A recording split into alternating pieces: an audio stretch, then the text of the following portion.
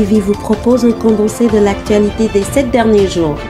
Suivez sur AfroWeb TV l'actualité politique, économique et sociale, bref, dans toute son entièreté sur www.afrowebtv.com.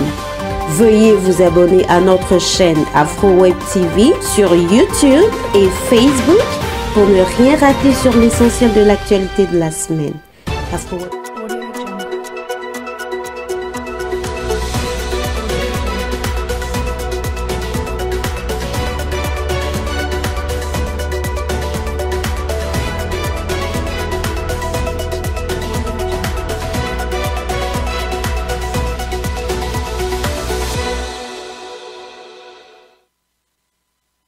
Bonjour et bonsoir à toutes.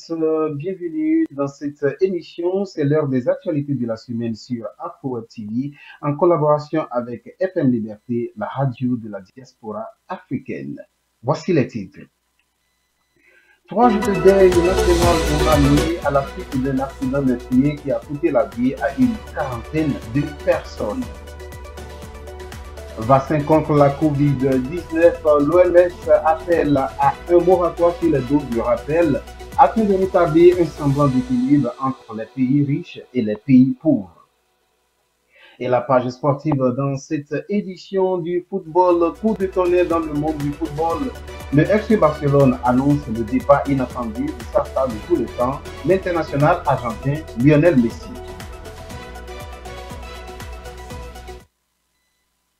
Mesdames et messieurs, bienvenue. 15 militaires burkinabés et des civils volontaires pour la défense de la patrie ont trouvé la mort mercredi dans une attaque contre des éléments des groupes armés terroristes, dont plusieurs d'entre eux ont également été neutralisés. Selon un communiqué du ministère de la Défense nationale du Burkina Faso, l'affrontement a eu lieu dans la commune de Makoye, près de la frontière du Niger. Le président de la transition au Mali, Assimi Goïta, a décrété hier 3 jours de deuil national à la suite d'un accident meurtrier qui a coûté la vie à 41 personnes et 33 blessés dans le centre du pays. L'incident a eu lieu mardi alors qu'un bus transportant des passagers est entré en collision avec un camion chargé de céréales et d'intrants agricoles à Zangougou dans le centre du Mali. Le ministre de la Sécurité a évoqué les mauvaises conditions météorologiques dues à la saison des pluies, l'état des routes ainsi que des problèmes techniques sur le camion dont le pneu a éclaté. L'opposant béninois Joël Aïvo est maintenu en détention. C'est la décision prise ce jeudi par le juge de la Cour de répression des infractions économiques et du terrorisme à l'issue d'une brève audience. Le constitutionnaliste Joël Aïvo, dont la candidature à l'élection présidentielle d'avril dernier avait été rejetée par la Commission électorale nationale autonome, est en détention depuis son arrestation d'avril dernier. Le dossier dans lequel il est poursuivi est renvoyé en instruction sur demande du procureur spécial. Au Nigeria, le gouverneur de l'État d'Enugu, Ifeanyi Ugwuanyi, a récompensé 2 élèves de l'enseignement technique dans l'État pour avoir fabriqué 2 avions en miniature, hélicoptères et chasseurs à réaction et un poste radio MP3. Emmanuel Mubwaduchi Chukwu et Chukwuemeka Udoye ont reçu respectivement des sommes d'1 million de naira et 500 000 naira pour faire avancer leurs inventions. Les 2 jeunes hommes ont également obtenu des bourses d'études couvrant jusqu'aux études universitaires. Hors du continent africain, la Maison-Blanche annonce une offre d'asile temporaire aux ressortissants de Hong Kong face à l'érosion de leurs droits et libertés causée par le gouvernement chinois. Dans un décret publié jeudi, le président des États-Unis, Joe Biden, a demandé aux autorités migratoires américaines d'accorder aux ressortissants de Hong Kong résidant aux États-Unis un sursis de 18 mois avant toute obligation de quitter le territoire américain.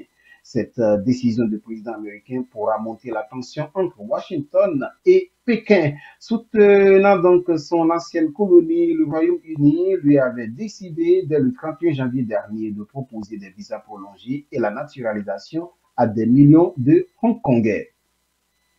Et parlons à présent des vaccins contre la COVID-19. L'Organisation mondiale de la santé appelle à un moratoire sur les doses de rappel jusqu'à fin septembre afin d'établir un semblant d'équilibre. Alors que les vaccins contre la COVID abondent dans les pays riches, plusieurs pays pauvres n'ont pu immuniser qu'une faible partie de leur population. L'OMS réagit après que l'Allemagne et l'Israël aient d'ores et déjà annoncé des campagnes de troisième dose pour les vaccins nécessitant deux doses initiales. Et ces doses de rappel sont destinées notamment aux personnes âgées dont le système immunitaire ne produit pas toujours assez d'anticorps malgré la vaccination complète. Nous entamons à présent la page sportive.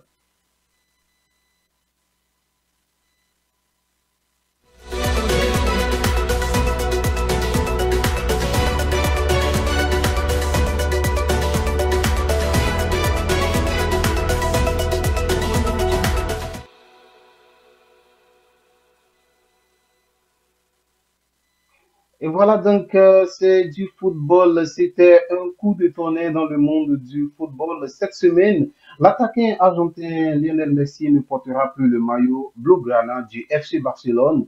L'annonce a été faite jeudi par le club espagnol. Selon un communiqué de ce dernier, je cite, bien qu'un accord ait été trouvé entre le FC Barcelone et Lionel Messi et que les deux parties aient clairement l'intention de signer un nouveau contrat ce jeudi, il n'a pas pu être officialisé en raison d'obstacles économiques et structurels, règles de la Liga espagnole.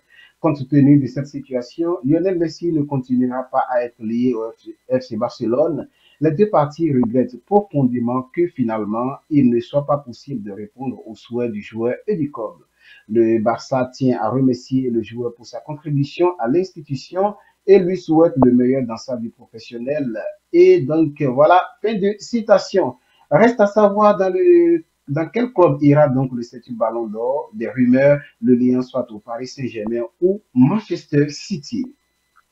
Voilà, c'est tout pour cette semaine. Continuez donc à nous suivre sur www.afrowebtv.com ou sur notre page Facebook AfroWeb TV.